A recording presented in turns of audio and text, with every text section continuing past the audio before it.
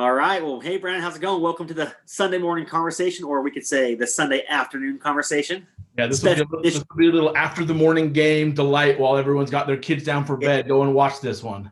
Well, and the reason why I wasn't like that is like there's not a lot of morning games. I think there's only 4 or 5 of them, and there's a lot of late. Like it's pretty even this week, you Yeah, know? it's kind of a weird week. Normally there's like 10 in the morning and like 2. It's like 5 Yeah. and 5 or something. Yeah, kind of crazy.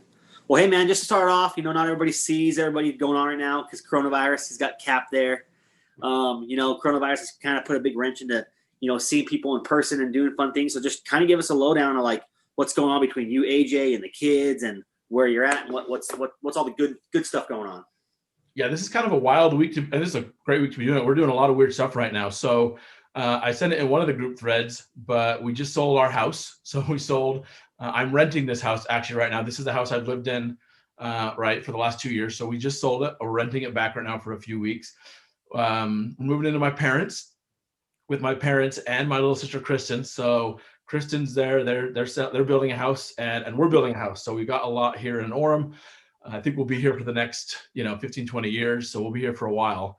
Cool. So that's exciting. I'm still here at Qualtrics here in Utah Valley. So I've been here for the last couple years since come back from my MBA at Duke, and so now I think I'll be here for the next several years. Yeah, awesome. And big news, your old CEO or boss of Qualtrics just bought the Utah Jazz, and so he'll be the Jazz owner, which is cool, That's crazy. Yeah. So he bought the Jazz. He hasn't really said anything. Like he sent an email internally like, hey, I did it. I bought it. Yeah. But he hasn't really said anything. So I'm hoping we get some sort of a benefit or some sort of a perk. But yeah, it's crazy. Some type of perk would be cool. Like I know when like me, you, and Jake and Ren went to the WWE Monday Night Raw, like a perk like that would be cool. Like where you get to go to like 2 games a year because that was lower bowl, perfect seats, all you can eat food, all you can eat. Isn't that awesome? It's so good, like so amazing. Yeah, I'm hoping they bring more events back. I mean, like obviously coronavirus is blowing that up, but once next season comes, it's like that was freaking awesome. Yeah, and then you got two boys, right? I do. Yeah, I got Max is 5. He's in kindergarten right now. Wesley's 1. He'll be 2 in January. And Max is at a really fun stage. Kindergarten's great, right? He's learning a ton. Max is great. He's super fun. I love Max. Wesley's at a super hard stage right now. He's so challenging. He's always screaming, always yelling at things. Just a very, he's teething and he's learning how to talk. And no. To me, he's perfect. So I don't know what you're talking about. Oh my gosh. He's always smiling and happy when I'm around. So but I know that's just kids. Me and AJ say he's cute when he's cute and he's not when he's not. Yeah. That's just definitely how kids are, right? Like Houston's the type of a year and a half, 2 in July, but it's like, hey, you're great for 4 days, and then one day they're just like getting into drawers constantly. It's just like, dude, you're on my nerves today. Leave me alone. I'm going outside. I'm going into another room. Well, it's funny because I feel the same about Houston. Like I've never seen Houston be bad ever. He's always just like so sweet and cute. Yeah, I know. It just happens. Well, hey, let's get into like some fantasy questions. I know this has been a long time, but how do you feel like you did at your draft this year? I mean, coming out of the draft, I felt pretty good about my team. Forever, my team has usually been, I want to come out of the draft with a deeper team, right? I want to have like 3 or 4 guys on my bench. And so I don't usually get quite as many of the top tier players. And this year I kind of said, listen, I'm tired of that, right? Because then like when weeks, 1 through 5 come on and there's players you want to pick up, you can never pick them up. Because I have like 3 guys that I paid $25 for in my draft. Yeah. So I actually really like my team out of the draft, right? So like I had like McCaffrey, I thought was going to be a great fit up there. Injury problem, not a big deal. I'm not totally sure why I went. I mean, I had Deshaun Watson, who I kept, which was great. And then I had Chris Carson, who I kept too. So I thought I was in pretty good shape from like, McCaffrey, Carson, Watson. And then I had a really good feeling about DeAndre Hopkins. I think I got him in every single league I'm in just because, getting traded there. Kyler Murray, he's the slinger, he's going nuts. But then the rest of my team is kind of just not really hit.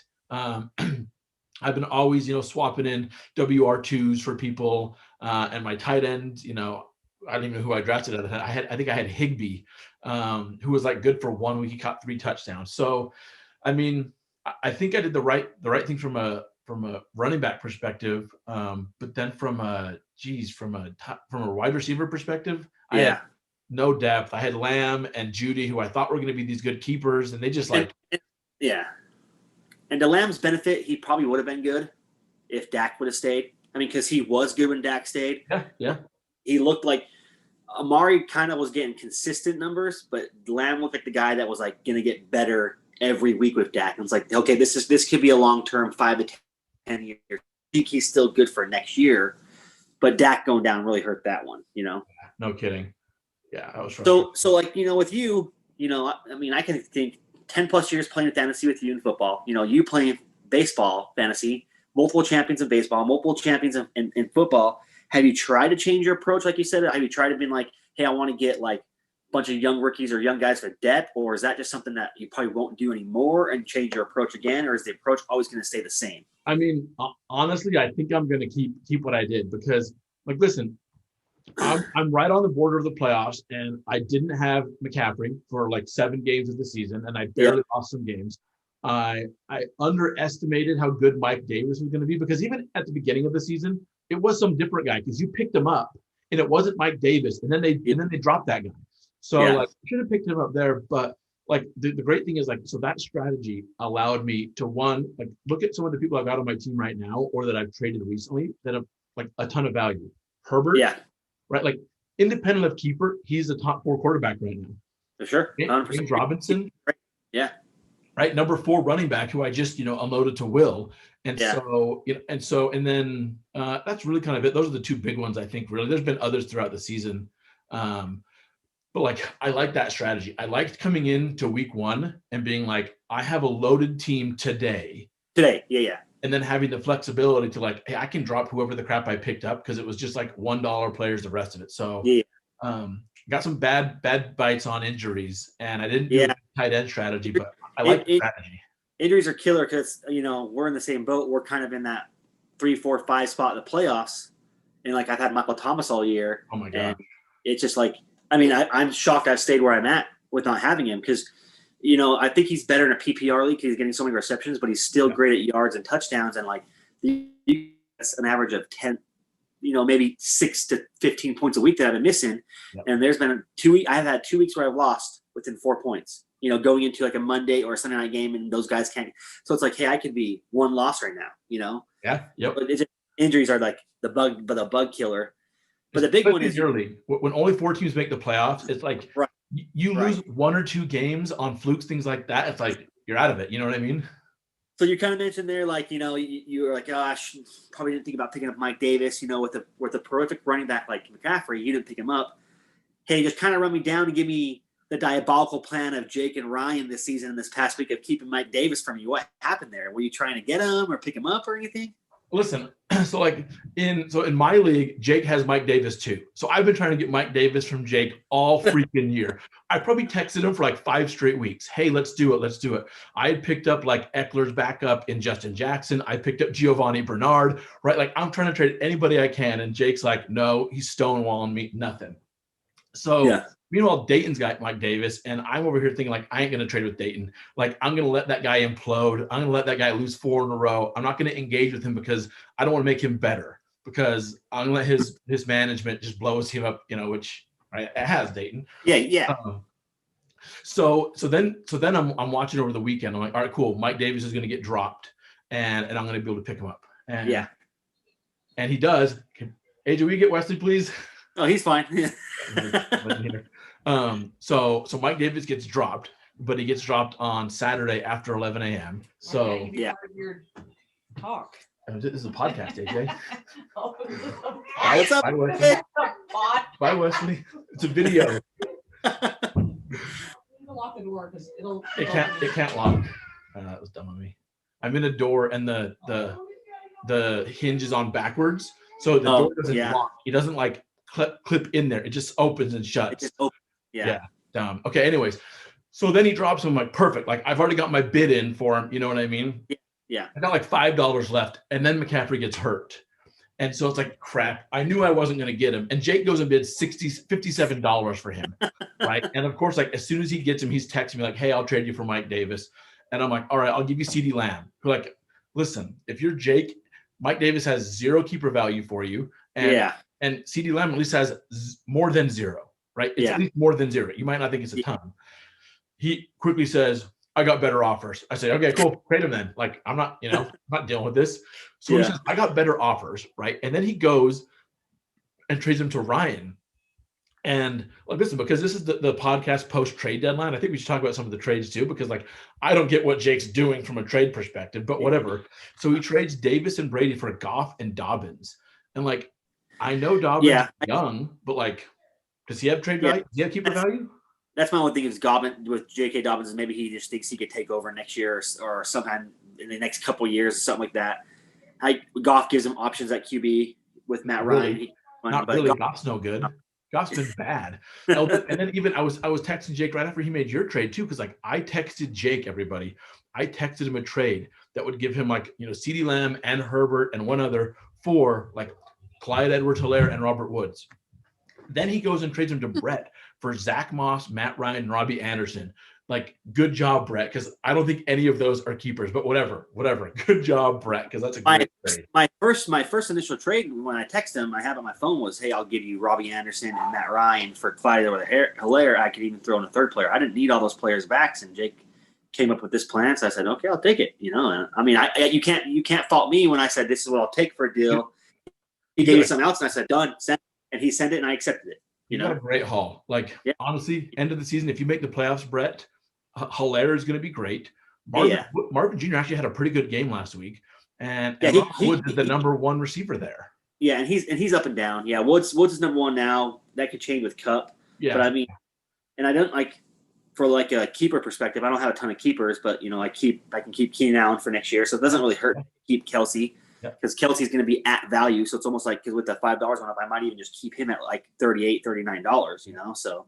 Well, so then Jake trades him to Ryan. So then I'm texting Ryan like, hey, just trade him to me. You don't even need him. So here's the thing, Ryan. You've been telling me for weeks I want to keep all my options open. I want to get as many keepers as possible. Great. So CeeDee Lamb is a keeper. Mike Davis has zero value to you, and you won't do it. Unless he thinks he can make a playoff run against you. That's what he thinks he can do. And he might win. He might win today. I don't know. He's there, but I mean, is he playing pace? So he's playing pace right now. Yeah. So, well, that's just the diabolical plans of trades. It's hard to get what you want at all times. I mean, but trades are trades, and there's been some weird ones this year. Speaking of weird trades, do you believe in the fantasy gods? I mean, I definitely believe in the fantasy gods when like there's like weird stuff, like that weird pace Dayton stuff. Like they both lost after that week, and they both like looked bad. So like, I mean, definitely fantasy karma. Yeah. I mean, I believe in it, and like the only reason I bring this up is like because you traded James Robinson, great keeper. I'm not, for top 3 players at their position in Zeke, Hill, and Andrews. Great haul for you. Great haul. Now, though, let me break this down for you a little bit. The fantasy gods are alive and well, man. Looking down on us at all times. The trade cost you, though, if you think about it. You lost in your league. You took high risk, high reward. You did get a win last week in our league, but now you have 2 running backs out, Carson and McCaffrey, and who knows who you're starting? 2 third stringers this week? Dude, and Zeke and Hill are both on buys, which I didn't even look at. And Zeke and Hill are both on buys. That's the fantasy gods. Side note, you brought up Pace and Dayton traded a kicker for a wide receiver. Pace and Dayton both lost. Pace even lost the highest scoring of 5 points. Sorry, man, but the fantasy gods are alive. Dude, I love that. Watching that Monday night game and seeing him miss out on the point was so great. Oh, man. Cam Newton having the game of his life, you know? I love that. That was awesome. What percentage do you give yourself to make the playoffs right now? Like thinking about right now, what percentage do you give yourself? I think it's 50-50. I mean, honestly, yeah, I think between you, me, Dayton, and DJ, there's 2 spots left. I think we're all 50-50. Like, I think you probably beat me this week, but then you have 2 tough matchups. And I have 2 easier matchups. I think I have Ryan and Steve. Yeah. So, like, I think I don't know. I have to win out, but you're going to be a game ahead of me heading into these next 2. Yeah. Like, I don't know what to think about Dayton because I don't know who he's going to pick up and drop, and I don't know what his bench is going to consist of if anyone gets hurt. Like, he's slotting in Des Bryant, you know what I mean? Des Bryant. Jeff Garcia. Jeff Garcia is making a comeback 10 years later. And, like, Ryan, the only thing about Ryan, like, Ryan's sneaky, but he's got like 10 players he doesn't know who to start. Like he's got like all these bench players. So Yeah. and then So- DJ's just live or die Seahawks, you know. So kind of thinking about power rankings, because we all know that like we're kind of there. So the hardest team right now to beat in my league. Who's just like Marston. It's 100% Marston. Like, I mean, his team right now on a week where a team plays like decent, right? You got Dalvin Cook, DK Metcalf. He's freaking got Patrick Mahomes, the quarterback. And listen, if he'll make the playoffs. Those final 2 weeks, if he has Mostert and Kittle back, geez, I mean, he puts like holy cow. Chubb. That puts got to come back, you know. Mostert as his flex with Chubb and Cook. So I don't know, like. Yeah, it's one of those things. That's another reason why I reached out to Jake for a trade, because I thought, hey, you know, Marston's the top dog. If I'm going to make it anywhere and I make it a championship game or the first round of the playoffs, I'm going to be playing Marston with Patrick Mahomes. I got Kelsey, who's the next best player to kind of equalize my points out, and Clyde Edwards-Helaire, because I need to upgrade the running S. So any touchdown Patrick Mahomes throws to him, I get points. Or if he doesn't, if Patrick Mahomes if they run it in with Clyde Edwards-Helaire, Mahomes lose those points, I get. So that to me just seemed like my diabolical plan of like, hey, this is the best way, either in a first round or a championship series with those 2 weeks in a row that I can, you know, beat Marston and get Marston. You know, might be kind of tough, but all right. So who's your lock of the week? Who do you think's just gonna win no matter what? It's got to be DJ, right? DJ's team, they were so bad last week. Wilson is so rarely bad 2 weeks in a row. I think he's playing Steve, right? Like, I mean, he's playing Steve. That's my lock of the week as well. It's just DJ. It sucks that you beat him last week, you know, but he lost the scoring part. But it's just like, man, he's just gonna get a win this week. There's just no way. I needed that one, Brett. It's great that I beat him last week. It sucks. I know. But fantasy, you never know. Fantasy, crazy things happen. So we just never know. But yeah, who's the upset of the week for you? Dude, I got to pick myself. I'm a dog to you right now. I haven't checked. So we're in the middle of the week one. I'm blind right now. I haven't checked fantasy. I haven't checked Twitter. I don't know what's going on. I was like a 5-point dog to you, I think, right? It was like 87, 83. Man, my team, look at who I'm rolling out here. I got DJ Dallas, who is the third string running back. I got Duke Johnson, who I picked up for $2 just because David Johnson was hurt. Brandon Ayuk, who's a third string wide receiver. Yeah. I've been running the weeks that McCaffrey's not out. Curtis Samuel has played pretty well. So that's why I picked up Curtis Samuel. Yeah. Look, I have no bench right now. Literally, the only decision I could make is Herbert or Watson. Literally, McCaffrey's out, Carson's out, Elliott, Lamb, Hill. I think you should have gone Herbert. Yeah, maybe, but the Dolphins secondary is good, but it's not like pressure good. It's turnover good.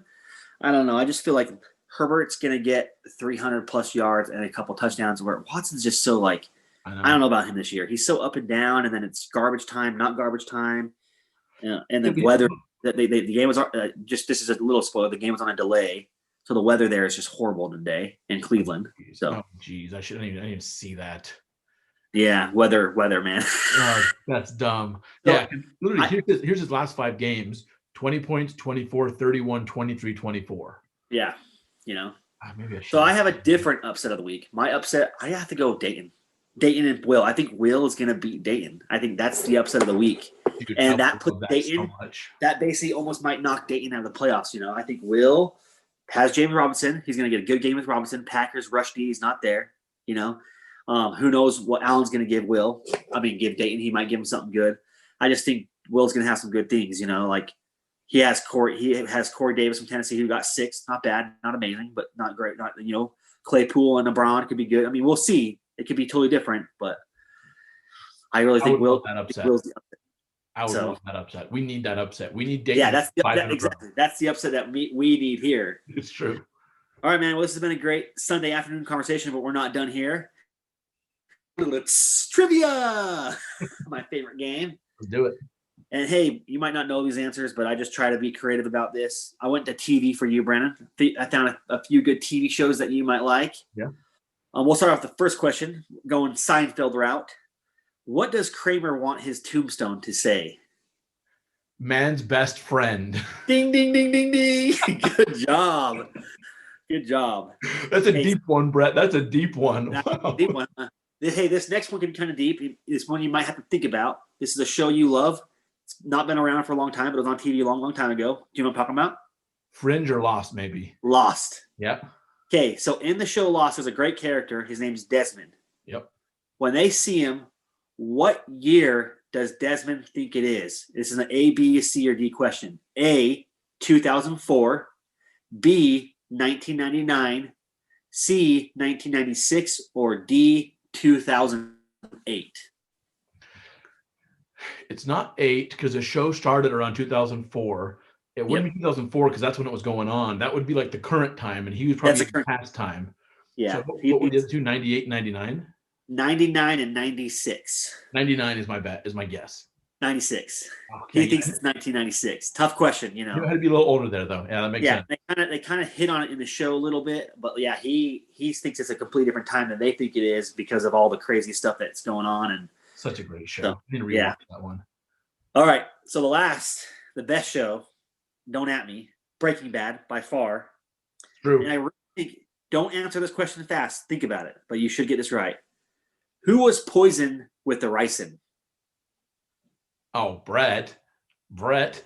So what you're trying to say, don't answer fast because you think I'm going to say, oh, it was Brock because Brock was in the hospital and almost died, but he wasn't poisoned by the ricin. He was poisoned by the plant. It was The plant. Lydia, sweet Lydia. Oh, what are you, Lydia? Ding, ding, ding, ding, ding, ding, ding. Yeah, good job. It's a great diabolical plan by Walter White. So Jesse can't find the ricin cigarette, so he thinks Walter White's poisoned Brock with the ricin, the cigarette, but there's a plant in his backyard called, let me have it here, it's Lily of the Valley. Well, yeah. Why they found that out is because Jesse told them in the hospital, hey, he was poisoned by ricin, and they kind of had the same side effect. It's just Lily of the Valley is not as deadly. And so Walt knew that would happen, but it distracted Jesse. But Walt was the one that still had that ricin cigarette. And then when he went to be the ultimate badass in the end, he went and poisoned her and the coffee. Great. Done. So awesome. So you know, she just knows that she's stirring. Oh, is it tea? It's tea, right? No, it's her coffee. It's her. Well, what is it? Is there tea? I know she does like the stevia in it. Yeah, it could be coffee or tea, but it might be tea. But I don't know. I think it is tea. I think it's tea. Yeah, but, and here's the plug. Breaking Bad is the best show of all time. But if you're not watching Better Call Saul, then you're missing out on freaking amazing television. Yeah, Better Call Saul is great. It's been great.